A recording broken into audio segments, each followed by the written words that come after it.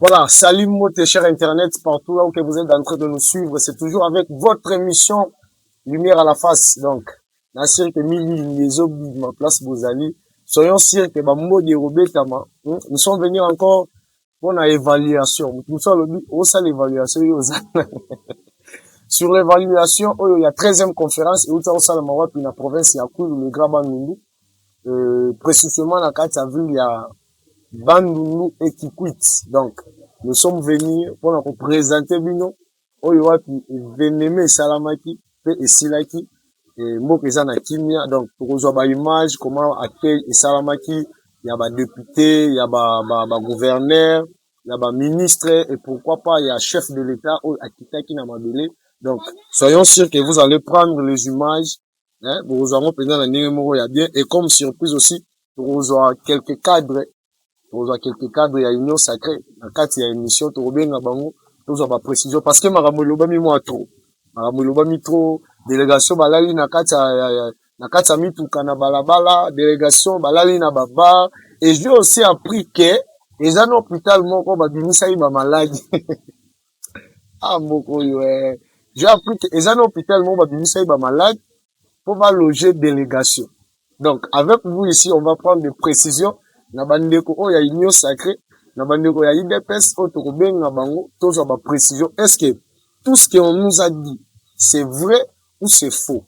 Mais soyons sûrs avec moi que tokozwa ba image il y a la police. Pourquoi pas de me dire aussi un grand merci na maman générale hein, maman générale na musala malamu oyo wapi aza kosala. Tomonaki déjà ba briefing ndenge bandaki kopesama hein, akotaki déjà ba policier ayebisi bango.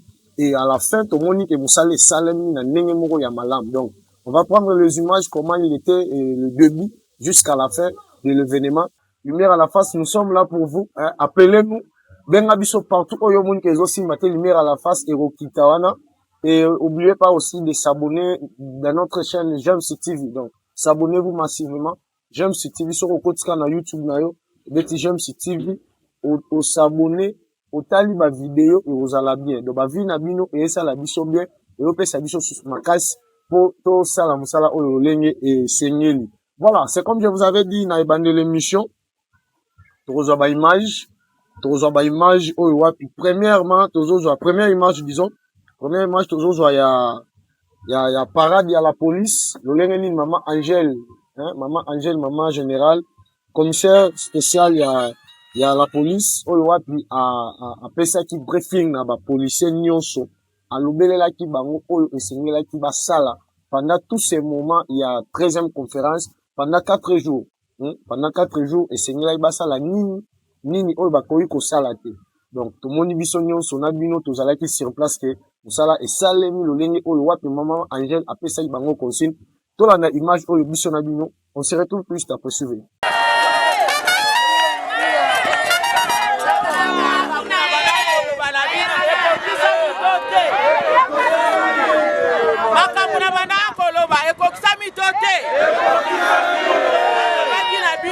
Bomona makamu oyo bana bofana na bandulu na bomona te bomoni yango te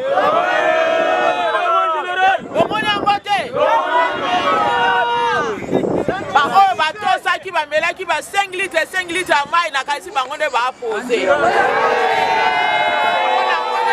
mutu moko akwei te osoki ezaki boyeboye ero de tosi olokoti bato tala mai tala avantage ya mai. En tout cas, je suis fier de vous. On est ensemble.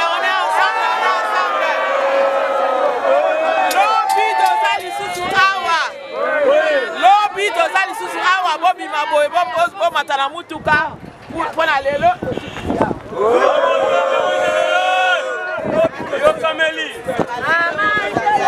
Voilà. Tolandi biso na bino lolenge ni briefing epesamaki na la police. Coup de chapeau na maman Angèle. Donc musala malamu ezo salema. Mutaboye futo bo yelega ka ba fleur, mutaboye futo taneli ma pluta, mutaboye futo pesa ka ba longue vie. Donc voilà. To comprendre biso na bino lolenge esengaki ba police ba se comporter, lolenge pe ba se comporter.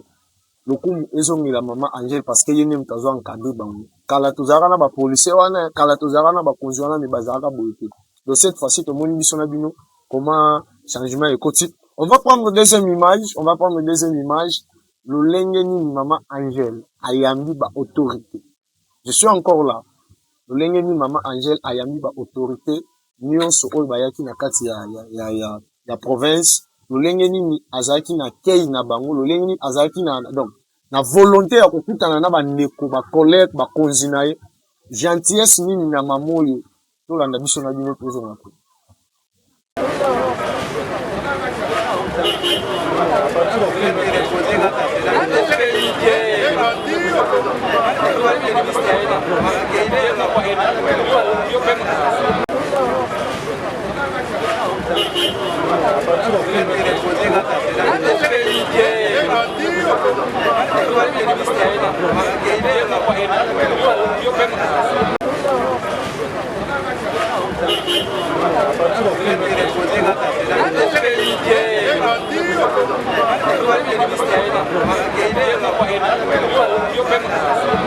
Voilà, c'est ça l'accueil. Yo soye zaki yo melokini, oya mawa na téléphone. Mais voilà, maman moko aza ouvert, maman moko aza na motema bo maman moko azo yamba bato, osola na batu. Osola na ba konzi na ye, na ba collègue na ye. Voilà l'ambiance, c'est ça. Tout des chapeaux encore na yo maman Angèle. Donc na musala malam oyo zo sala na kati ya province ya Kwilu. Pour la ninte na kati ya ville ya Bandundu, pour la ninte na Bakata, pour la ninte na Masimanima, pour la ninte na Ezarasuni Boulungu, bandeko ya Idiofa, bandeko ya Gungu. Donc vous êtes tellement nombreux. Tout des chapeaux maman Angèle na bataillon oyo nyonso zo kamba. Donc zamba pa molayo wana par nanga, wana par émission lumière à la face. Zamba pa molayo, vous savez que liboso nga na ozela na yo ka iloko mfuse ba isama likula oyo. Voilà. Serrez maintenant votre ceinture parce qu'on va monter, serrez votre ceinture. Makamusuko e banya, mini e banya. Oh, ma lobby, délégation, na kitana au téléphone parce que makamuzu ya. Tozo ba image mususu mais to kenan ah. Oh, délégation bala e banya. Oh, délégation ba yola tsabango na hôpital. Oh, délégation bala e na mususu balobi bala e na baki. Donc, est-ce que ça a sol? Oh, billet avion, ils avaient qui ça $70, billet avion comme $300. Olivier Epsinga le dit, il y a un coup de maman moboy, a été habitable. Quand la tendance m'a habitable, ni ça tout 500, mais n'a maman habitable, ni ça, oh, 1000 francs. Oh, maman, t'as la mot bien, moi, là-bas. Olivier, mon frère, je te salue en passant. Est-ce que ma ramouana nyon sotoyo qui mission à bino? Ils a vrai ou ils a faux? On va appeler, on va prendre les appels pour confirmer ce qui était dit. Ils a yango to eza lokuta. Mais pour nanga, na part nanga yi. So yi kotika bango kutu bala libanda c'est mieux. Olobi c'est mieux, oui c'est mieux. Faut kotika bango bala libanda.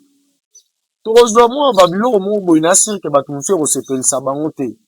Mais il faut to lo bango. Toza ba banque te to banda ko bombaka makambo lokwa na banque ne ba bombaka mbongo. Mutu loko la dofu muzitu délégation ni soke ye na bandu milai na kacha mutu kwa. Eko za la sonya nani. Mutu neti obe minam.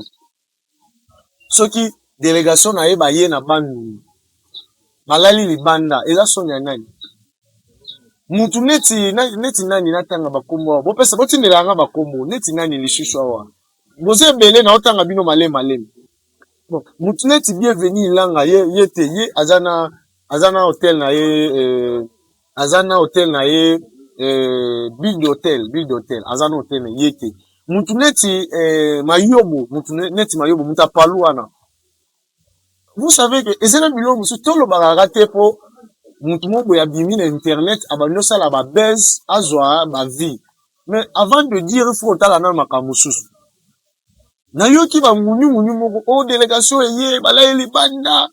Papa, vous étiez premier ministre. Vous avez connu, pendant tout ce temps, vous avez économisé vos familles. Et lelo, oye na bandunu, wala lisio, ceux qui kutu na enseignant, babimisi tata, batu ya enseignant, ya mon wa salaire, ya pasi, o kutu yoko futa ye, fwanyo kwa. Mais vous avez eu même la grâce ya rola na ndaku ya enseignant, et ozwi na yo jale yo akobima na internet o banda olobaki non bayaminga bien te na bandulu mais faut ozala ndoki mpona nga soki anvi na nga c'est mieux ke bolala libanda parce que botongi te bolala wapi ofandi ozalaki mokonzi ozwi mbongo banda epoka Mobutu ti Kabila ti lelo oza na Félix ozosala à part maswa oyo otongi na Kikuti otiki otonga nini na ville ya Bandundu mais babiloko bongo vous voyez que mutu moko boye prenez comme exemple ya mama Fifi Masuka aza mutu ya Bandundu te mais lelo na kati ya Bandundu aza na ndako. Prenez exemple net ya ministre ya infrastructure wana nani komona ye John Banda ou qui comme ça aza na ndako na Bandundu aza mwana Bandundu te akoti na kibokonzi wana na nini mama Fifi Masuka oyo aza lelo asomi ndako na kati ya Bandundu atongi. Prenez comme aussi exemple ya ministre ya tourisme Didier Manzenga aussi je le salue aza na ndako na kati ya Bandundu bino bosali pona kotonga na kati ya ville na bino fuko betonga libanda après lelo siko ekweli oloba na TV mais faut zala ndoki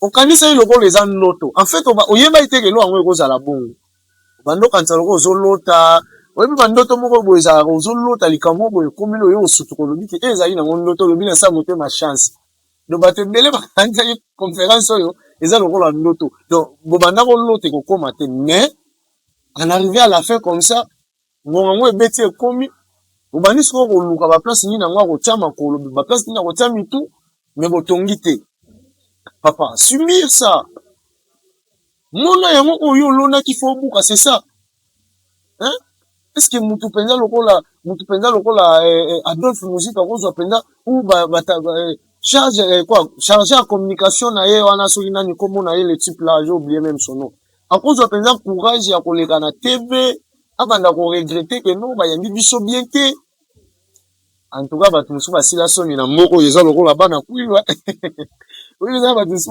basila na bango soni eza lokola bino soki nga na kozala na soni je vais avoir la honte nakoloba kutu te je verrai la honte de dire ça. Et en plus, na TV, tu parles ça que non, yambi biso bien te. Ake, ça qui m'a bé, parce que ma pèse biso n'a pas bien te. Et j'ai appris aussi que, ezana pasteur moko, abimisi moi sine nandaku, na bana nandaku, ba pèse délégation nandaku ba lala. Mais, nzambe nangai. Ata loko so mbongo ngo ezana. Tout un pasteur, ozu famille na yo mobimba. Bokeno la la pinekon, yebisa biso awa.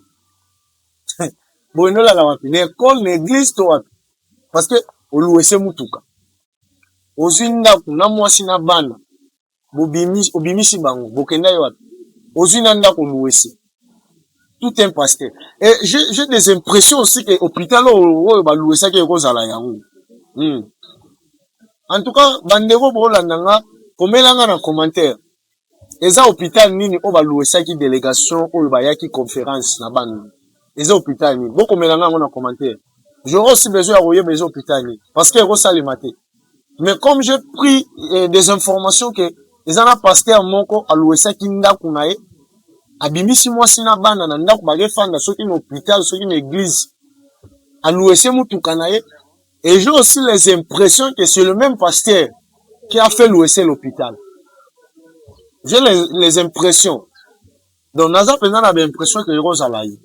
Mais ce qu'on y a bisa biso, tant on bimisi moi si na bana bobimi, bogeno fanda. Et pourquoi aussi tout ça?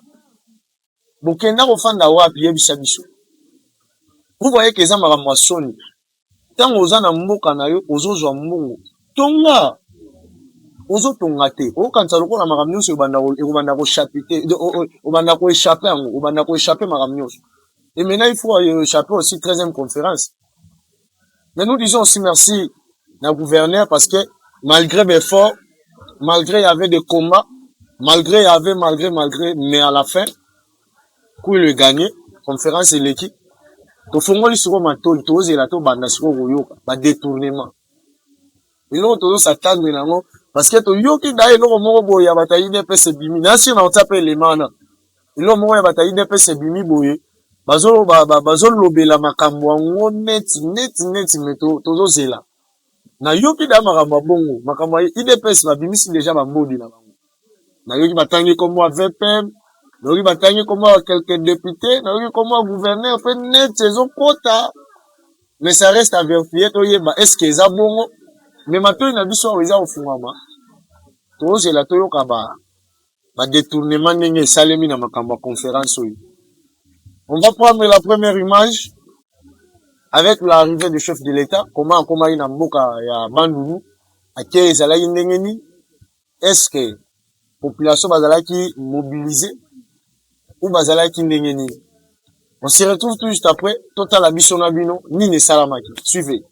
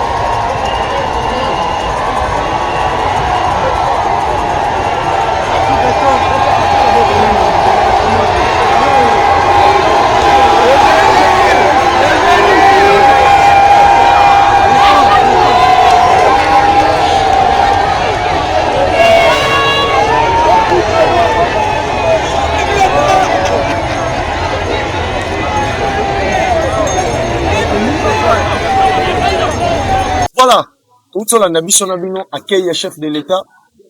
Comment chef de l'État azalaki accueillir le peuple bandounois que je voulais dire. Comment l'accueil était, comment les gens sont mobilisés partout. Même batbauti ba moka kati ba yoro ya chef de l'État. Tomoni ndenge même ba konzi, hein, ayambi ba konzi asololi na ba konzi ba groupement, asololi na ba couche nyonso, c'est ça. Donc, Bissonabino Tolandi Yango. On va prendre encore une petite image. Comment il était passé. Premier jour, il y a conférence. Le Lengeni Mokonzi. A Fongola qui Milulu. Tout le monde, on a image à chef de l'État. Aussi, ça, lancement, il y a premier jour, il y a 13e conférence. A Kita Kiwa Pinamok, à Kikwit. Tous on peut image, Wana, Neni, Bayamaki, na Kikwit. On se retrouve tout juste après suivre. La transformation du secteur agricole, halieutique et pastoral ne se heurte pas seulement à des défis techniques et financiers. Elle se heurte aussi, trop souvent, à des blocages institutionnels, à des rivalités de pouvoir, à une mauvaise articulation entre les niveaux de décision et parfois à une compréhension imparfaite de ce que signifie réellement la décentralisation dans un État unitaire. Je veux le dire avec gravité. La stabilité institutionnelle dans les provinces n'est pas un sujet périphérique. Elle est une condition du développement. Aucune politique Aucune politique agricole sérieuse ne peut prospérer dans un environnement marqué par des crises répétées entre gouvernements provinciaux et assemblées provinciales. Aucun investisseur, aucun partenaire, aucune communauté productive ne peut se projeter sereinement là où l'incertitude politique devient la règle, là où les conflits institutionnels paralysent l'action publique et là où les priorités varient au gré des calculs de circonstances. De la même manière, aucun développement rural durable ne peut naître dans un climat dominé par l'affrontement permanent, l'instabilité des équipes, la confusion des responsabilités ou la politisation excessive des mécanismes de contrôle. J'attends donc de tous les acteurs provinciaux et de tout particulièrement des gouverneurs et des présidents des assemblées provinciales qu'ils se montrent à la hauteur de cette responsabilité historique.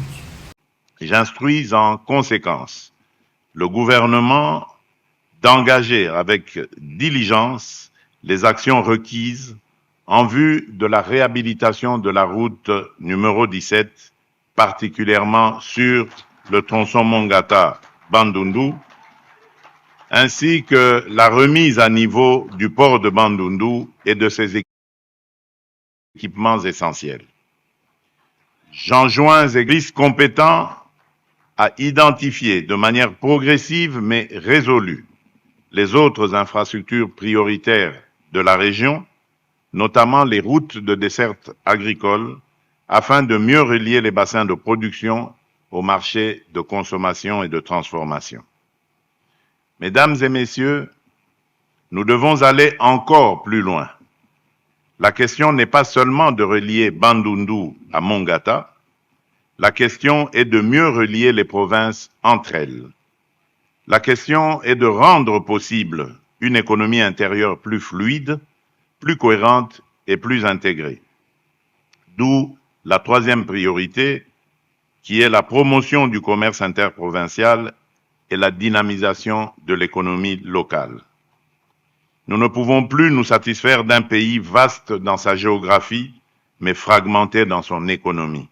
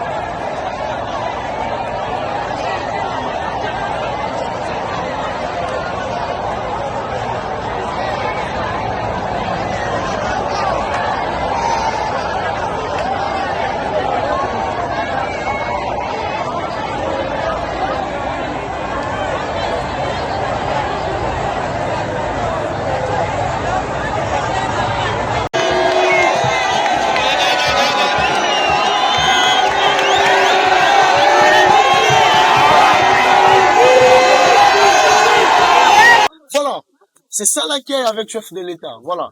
Les chefs étaient bien arrivés. Bayami Mokonzi Nanenga bien. Donc, tapis rouge, les qui n'est au rendez-vous ce jour-là. Ozongi tapis rouge, Ozongi tapis rouge. Voilà. Et après là, le chef de l'État a zonga ici na Katia ville ya Bandundu. Oyo wapi ayi ko sala conseil des ministres. Les cas na lolenge mo malam. Na sûr que na suka ya émission de hôtel la bino bilili wana bota la ndenge le kaki. Bota la ndenge mo konza yamba ki abanda ko yamba. Ba délégation nyos o esinga ki fo yamba. Mais na Katia ma solo wana na zongi mo asima muke. Hôtel la bino élément moko ba ndeko na biso ya IDPS qui coûte. Lolenge nini ba nyongaki. Tolo ba nyongaki oui parce que Maître Shadrach, je le salue aussi. Tous en a interview nae. Olenge nini a nyongi parce que ba pesi opportunité ya okuta na mokonzi. Akeyo nyonso bomoni wana na kikutine ba ya chef de l'État. Maître Shadrach muta organizaki et Maître Shadrach muta sensibiliser ba po ba ya chef de l'État ne ba ya ngi wana. Mais likambo participer à son ezake na kata union sacrée. Moi clique abatu moko ba sali ke ba isoler. Va isoler l'élite des jeunes ya IDPS ya Kikwit pour ba kutana mokonzi te. Et je me demande pourquoi tout ça. Est-ce que ezaki na eloko moko oyo esenga ba pesa bango oyo esalaki ke to soki ba yami bango ba opesa bango. Est-ce que ezaki na masolo ya likonda parce que nous les Congolais nous sommes un peu trop na makambo mbongo. Ezaki na masolo ya likonda oyo ba konzi ba yibaki ba détournaki. Yango ne sengela ifu ba isoler bango po ba ba kutana mokonzi te ou ezalaki nini. Parce que to la mouille to moni communiquer Ligue des jeunes qui coûte bou babani ont regretté. En tête Maître Shadrach. On va suivre cet élément avec vous ensemble. To yoka oyo lobaki ye bisote. Donc ezangate mezaye ngaba tuté. Ye moko muta lobi. Ye moko muta moni, ye moko muta yoki, ye moko pe muta lobi. Et pendant que ça passe parce que moi je vois seulement la sensibilisation au maître Banay Rosala.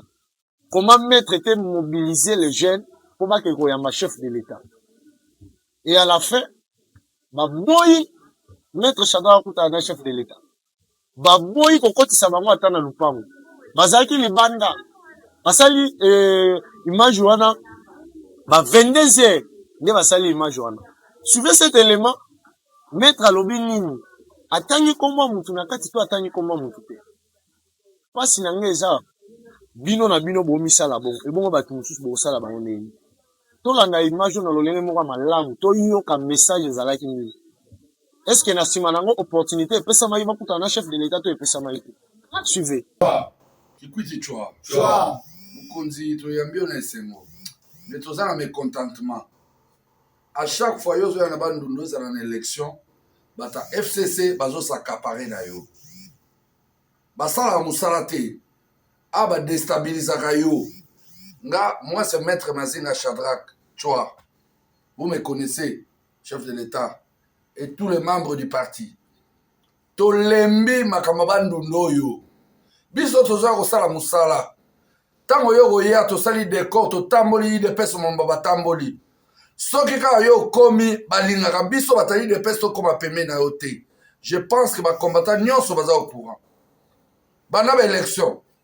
Basalaki nyonso il de peso ko sa CIT. Ezaki ya lokuta. Ezabata FCC balingaki ba contrôler toujours Kwilu. Bazo sala nyonso po ba déstabiliser o mokonzi. Biso il de peso zo bunda to ya to sali musala. Na tango ko yamba yo omona ta biso. Bazo tshela biso ba garde ba militaire. Kobeta batu kobengana neni nikabata FCC ne bazala kati kuna na makambo batu nyonso mokonzi oyo yambi kuna bazabata FCC ntayi de pesa ate. Est-ce que président fédéral a Kikwiti azala kati kuna? Est-ce que président Ligue des jeunes azali? Est-ce que ba combattant bazali? Biso nde tozo bunda mokonzi mboka eza bango te. Bato nyonso bakoti wana bazabata FCC balingi yo te. Bango nde ba déstabilisaka yo awa. Bango nde ba lexaka batabano ndikoza tribal. Bango nde ba lingaka vision na yo te. Baza ba miyibi. Lelo bango nyonso ba ye po ba yebi ba yoki ke yo ye. Comme baza na mbongo ba yiba na tango Kabila. basali babache babanderole comme batia bacolonel comme batia bagénéral comme batia bamaire comme batia baadministrateur ya territoire basali ke bango nde o officiel o biso officiel o eza protocole d'état fatia uti na idps eboyaka kaka bato ya idps ngala aza chwa mokonzi na bundi mingi be toza bezo tomona yo na minito toza libanda kobengana nini wana kobeta nini wana balingi kosentir bato ya idps te ovandi na bandoki mokonzi ya mboka okolimbisa bandeko bolimbisa mokonzi ya mboka na loba boye te ovandi na bandoki baza babarabasi balingi yo te soki balingi yo mokonzi ya mboka yo uti na idps mpo nini bazolinga bato ya idps te mpo na nini bazobenga na bato ya idps mpo na nini biso lelo nani moto ya idps oyo aza na kati ya lopango bino mpe bandeko nyonso ya idps ya bandundu boza bacomplice bokomisa bato ya fcc bakamarade na bino bokomisa bato ya fcc baninga na bino so facha ye bokomona président fédéral ya kikwiti te ya kwilu te bokomona bato basalaka effort te bokozwa bino bokoma bakamarade ndenge bovandi wana na kati kuna facha ye bosolane makambo nini bato ya fcc bacomplice mokonzi ya mboka kotika bato wana te basakapare na yo baza bato mabe so balingaki yo bakolinga idps so balingaki yo bakolinga bato ya idps bandulo mobimba moto asalaka aza te ya idps na péage toza te na DGREC toza te partout toza te mais biso nde toyaka kosala mosala awa ntango tosala mosala bango batindaka bato baempeshe biso tosengi renouvellement mokonzi yamba biso yokela biso mpe tuna mokonzi ya mboka tuna bato ya idps oyo baza wana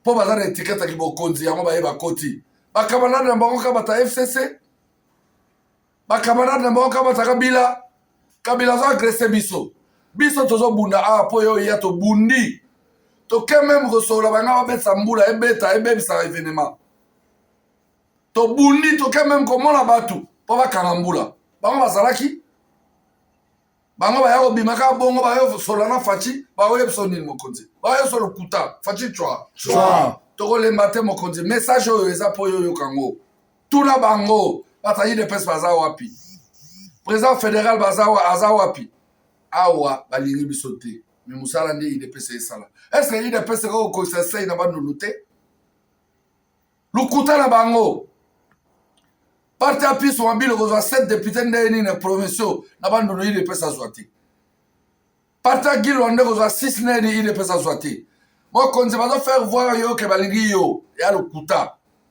plan na bango eza mabe biso bakombata awa na kikwiti tose déplace mpo na koya kosoutenir yo mokonzi ya mboka bakosala biso bongo te faci chwa voilà donc bamodi eza mpe na baparti politique bamodi ebetami na union sacré ya kosakana te nazoyebisa bino bamodi ebetami oyo na oyo 12 oyo na oyo 12 donc modi ebetami ti ekomi leno ligue de jeunes ya idps babimi bapesa communiqué oyo biso na bino touti olanda et pourquoi tout ça balingi bato oyo baza na posa mokonzi te nayoki maître chadra azoloba ino bato ya union sacré baza majorité eza bato bauta na pprd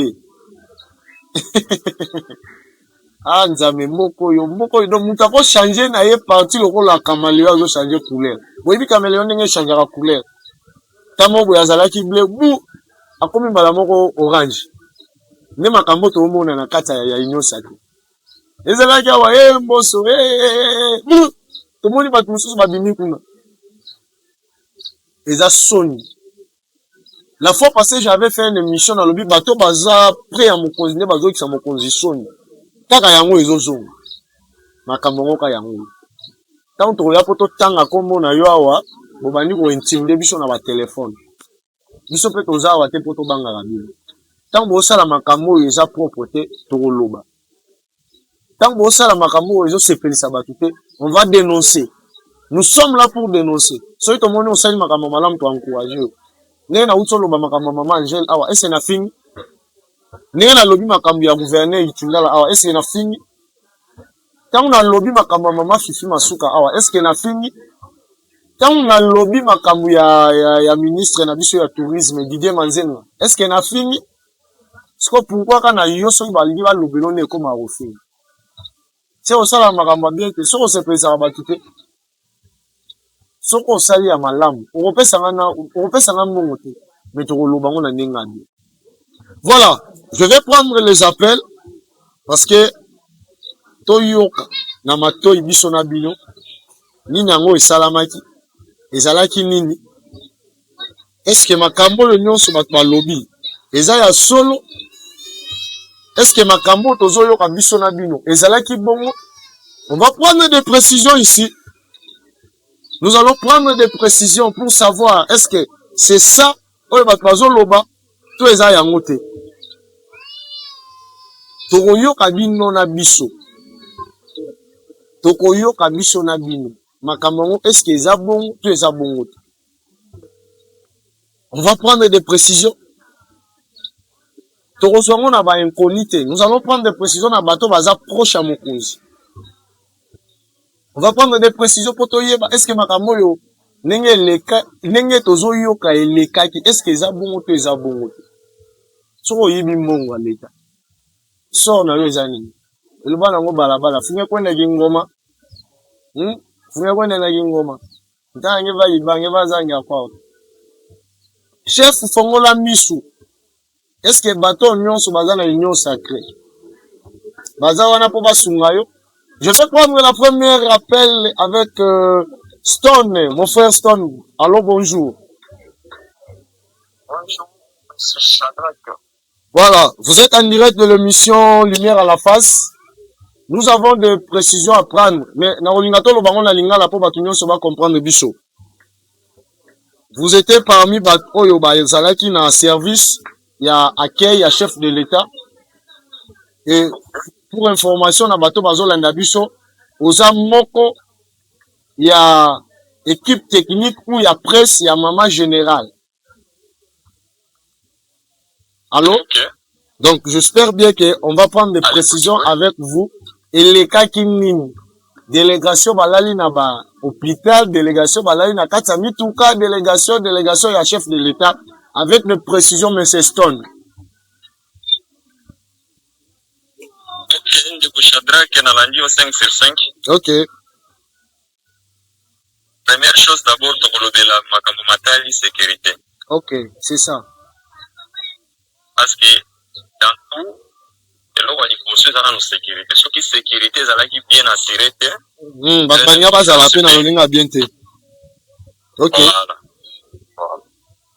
Première d'abord tolobeli likambo matali sécurité. Sécurité ezalaki assuré.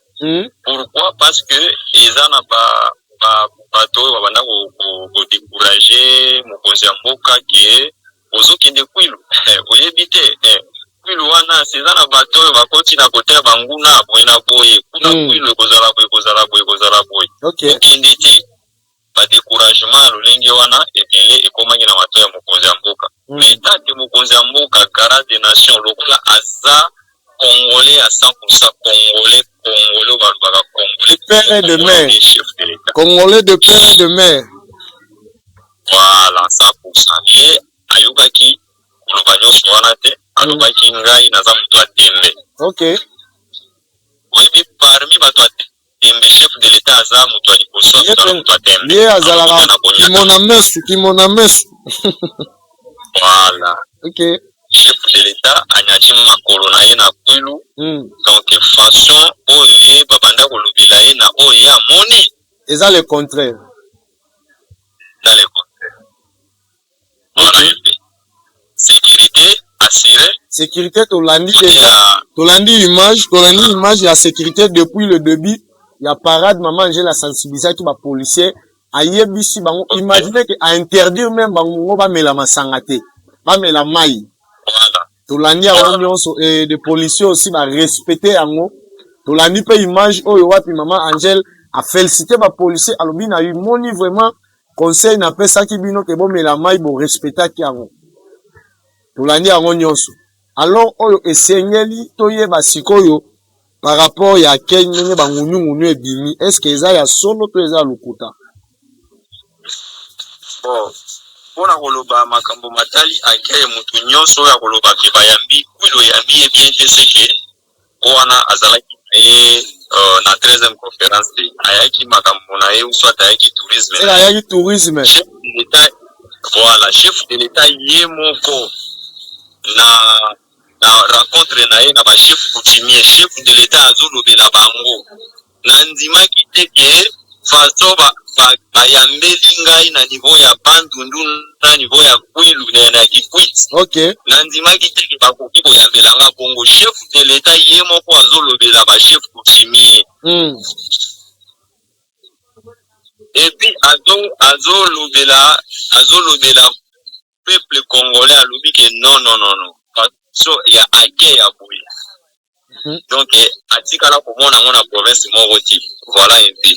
Parce que ake azoloba na sololi na ba gouverneur ya ba site Kivu, na sololi na gouverneur ya Nord Ubangi, ya site Ubangi. Donc na sololi presque na bango eloko bazoloba bazokumisa kaka ake o esama ina kati ya province. Eza ake moko chaleureux. Chef de l'État ye moko amona kiti. Parce que tolandi moko ya ba communicateur ya ministre moko tokotanga kombo na ye awate azo regretter balali na kati ya mutuka chauffeur soki na protocole bazola na kati ya mutuka.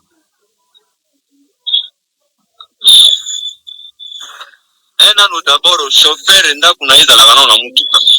Yango na Voilà. Ndako chauffeur ezala na mutuka. Parce que azana kati ya service. Okay. Mais akoloba ki ministre balali se na kati ya mutuka wana akosi. Donc Monsieur Stone, ce qui tokoli kozwa bon note eza ke makambo nyonso oyo ezoloba na internet eza ya lokuta. Eza na moya lokuta parce que biso nde to vivre yango a live. Parce que ba image ezali ezo détecter kutu bandako moko ezaki na Monesco kana sima ya aéroport ezaki vide na komi lobby na kati ya ba appartement wana na minuit na kuti ba matela eza wana kuti ndako eza vide siko bao balala na kati ya babitu wana ndako wana seza ebandozela bango pona ni bakende kuna. OK. Voilà, Monsieur Stone na ozauta ebelete na asile que oyo ezalaki ba précision tozwa ba neurones so bazolanda biso bazui yango pe na lolenge mo malamu. Je vous remercie. Merci beaucoup. Bonne continuité. Hein. Merci. Tous assure que salon 13e conférence ils ont continué pe mtsana ngwa malamu. Salon wana donc ngaku tuna bando senga na nzambe ke 13e conférence yango ike nango te etikala kaka nazo regretter nazo lela kutu lokola 13e conférence yango ike pona nini betikala kaka. Mais salon ezali ba programme salon eza toujours 24 heures sur 24 heures. Salon wana na ebisio ba na biso nyonso bazalaki satisfait kwa ba gouverneur ba ministre ba honorable ba député nyonso ba yaki conférence oyo donc salon wana ezalaki ya bango. Donc message à l'aide donc voilà. Message otokoyi koloba na bandeko nyonso bazana kati ya ville Bandundu sikoyo ke na kati ya ville Bandundu salon ezande moko kaka ya 13e conférence. Yango wana salon historique. Avec la 13e conférence ezali tikali historique na Kwilu. Okay. Salon wana pe ya 13e conférence ezapé salon moko historique voilà. Voilà, un peu moins vite adresse précisée ya salon. Adresse ya salon eza juste na avenue du Parc, non loin ya banque TNB, juste na entrée kaka ya claque. OK. Nyonso ba yebi claque na Bandundu eza wapi. Voilà, merci ndeko Stone totikio tokozwayo na ba émission ezoya. Merci. Merci beaucoup ndeko Chapin. Voilà, merci. Donc biso na bino to uti kolanda oyo wapi azali moko ya ba communicateur ya police na kati ya ville ya Bandundu. Tozi ba information tozozwa mutami balé toyeba donc tozaka na kati ya ba site ya ba tozaka na kati ya ba site ya koyeba makambo ngo ndenge ezalaki est-ce que eza bongo to eza bongo te Donc, nous allons prendre seulement des précisions. Parce que, batwalobi mo ebele, penza balobi mo ebele. Mais ronyonga ya batu mususu po na nga na amona ngo gravité parce que c'est normal. Bato bon face à la bon pera bon. On va prendre deuxième personne, l'honorable maître Alain Yamba. Aza en direct, aza pe moko wapi ya baza na kati ya union sacrée. Allô maître Alain Yamba. Bonsoir monsieur le journaliste. Bonsoir monsieur Alain. Je voulais que tout le baron na lingala po batu nyonso ba comprendre un peu bien le message. Oh, on kwa uto kende akei to yebite. Ezali réseau ou quoi? Mais naza sika azozongela biso. Makambo wana fo ezala bongo, fo ekende bongo. Ezana eloko ya konyonga te. C'est normal. Quand vous avez pas construit, bah là les gens n'ont pas nani. Quand vous avez pas construit pendant tous ces temps que vous étiez au pouvoir, au tongité, au cancer le rôle au kende retraite na ferme na bino, parce que tu as construit là-bas.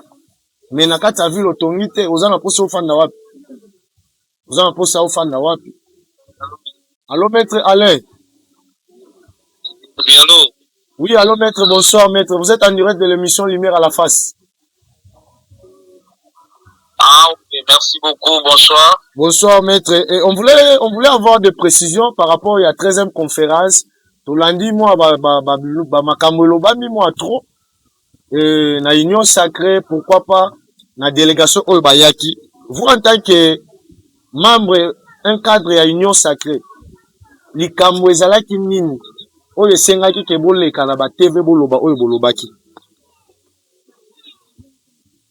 En fait, bon, kolobaki likambo, non, en soi, non, parce que l'union sacrée, les plateformes, autorité morale, en Guazali, président de la République. Ok. À niveau de la province, les partis politiques, l'union sacrée, s'est mobilisé comme il se doit, je crois, chef de l'État a félicité qui mobilisation. Oui, oui.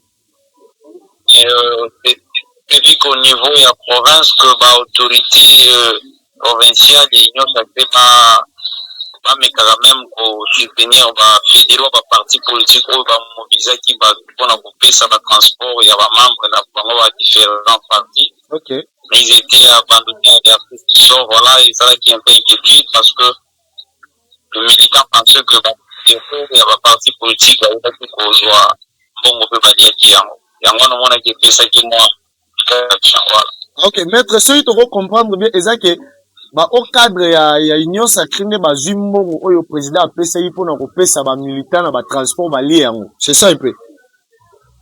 Bon je n'affirme pas ça le problème est que ba fédéraux bazwa qui est le côté ouais. Donc, mon conseil appelle ça qu'il m'a monté pour ma transport en bateau, ma yaïko yambaï. Parce que vous savez que, dans le niveau de la province, l'union sacrée est gérée par le gouverneur. Oui. De la province. Oui.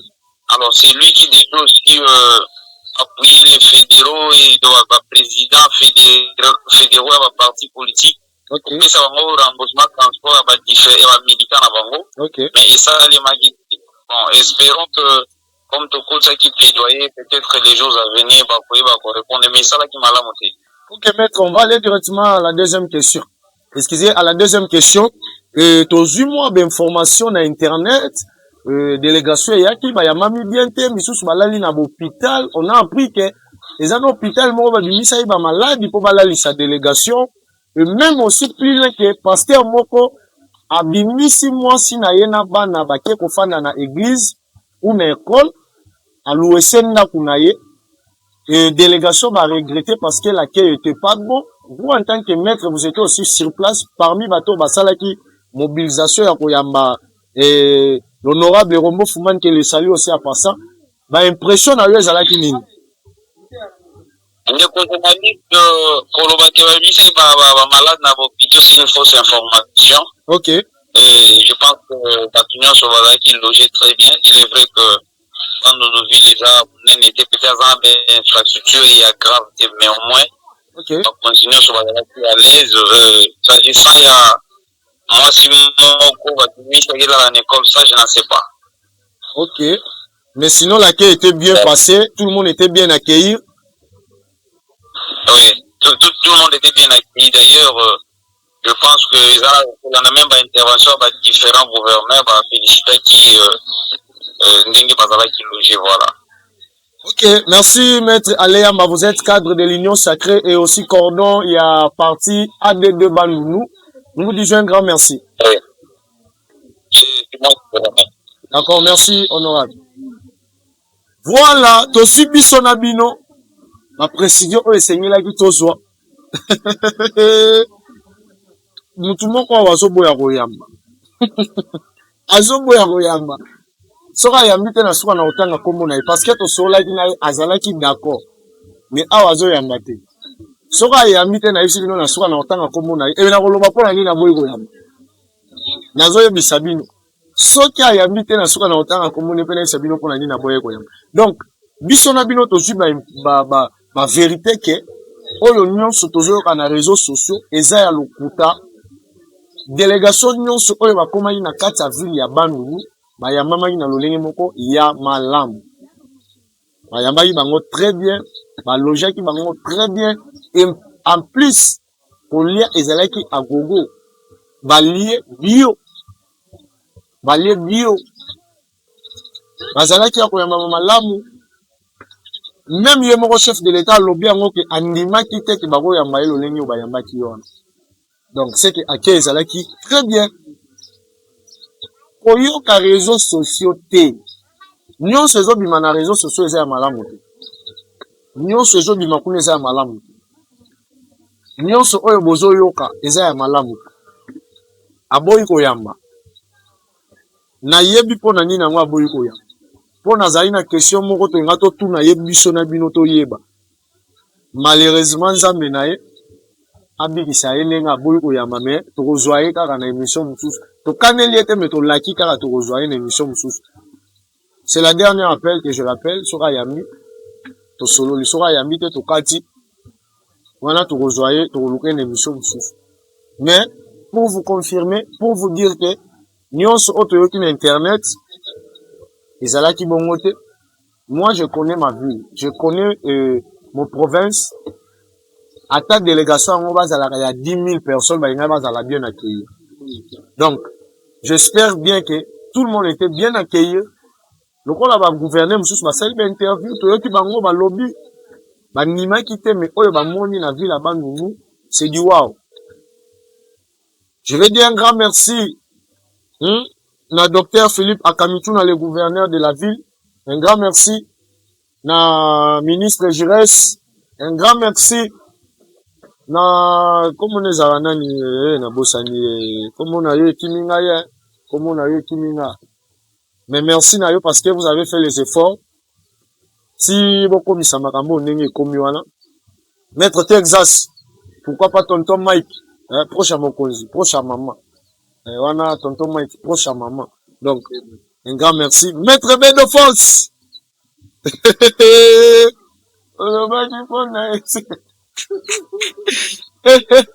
Maître B de force. Et pourquoi pas Maître Sam? Na Nicolo Ganabino. Maître Bedo. Na oya to sale émission. Nasi, makambo lobeze belé. Makambo tuna yo eze belé. Soko bengi nga na zoya. Pour ça l'émission na yo makambo tuna yo eza penza ebelé. Toyo kabangunya te. Pour vous l'information, M23 Rwanda, na mito to lo bakune ezopela. Na pesa bino mwa eloko muke, to ça la émission lobby. Kagame abotoli M23 manduki. Kagame apolobi nini? Kagame abotoli M23 manduki. Le 1er avril M23 yebela. Question eza bazo yebela sikoyo wapi. Wana les informations mais to ça la émission. Émission esili. Na on peut ça 2 personnes et 3 personnes mbote. Na on peut ça na mbote bien na premier partenaire émission oyo. Hein, Mama Dina, mère double. Moi c'est mon conji. Mama Dina, on a premier partenaire émission Lumière à la face. Le colo peut chomo isolé la terre mais Elisa chomo. Elisa chomo, mère chomo elle la terre. Pourquoi pas je voulais dire aussi un grand merci Nariki Masala, autrement mon pépé, hein, Tigre, je le salue aussi. Clovis moi na Muyanja solo, yayo pe yangwana, champion LB. Donc, voilà, on a bino, bomba qui bimi siko, champion LB, on a bino bomba yangwana bimi, bozwango. Je voulais dire aussi un grand merci à moi, c'est à Mouni. Moi, c'est mon roi, bien. Ah, moi, c'est à Boye. Il va dans de Niles. Bino mokanti basi obolekaka na balabala boye biso na to bala to sepelaka tisko sepelaka to saneni. Là je voulais saluer Bénédicte, moi c'est Amouni tala matos. Donc on est déjà yo Bénédicte. Moi c'est Amouni alobaka très bien. Et pourquoi pas na yo mtozo nyonga nyonga. Olivier, mon frère Olivier Iboué. Nget ba mo pesa ngem mote na Congo Iboué, Olivier Iboué. Donc, si vous avez bien suivi cette émission, je voulais vous dire que non, un grand merci dans l'émission Oyo, parce qu'ils ont ça là bien, ils ont passé l'ennemi. Ça ira vous dire, on a bien le métier noir. Donc, c'est avec lui que vous avez bien suivi cette émission. Hein? Le caméraman, le réalisateur, l'émission Oyo. Ça ira, le métier noir. Abîme on a fait gaz. Donc, c'est avec lui que nous étions ensemble avec vous. Tokuta na bino mukolo nzamba oya. Soka ye lelo, c'est tokuta na lelo. Soki lobi c'est tokuta na lobi. Mais n'oubliez pas s'abonner-vous, j'aime ce TV.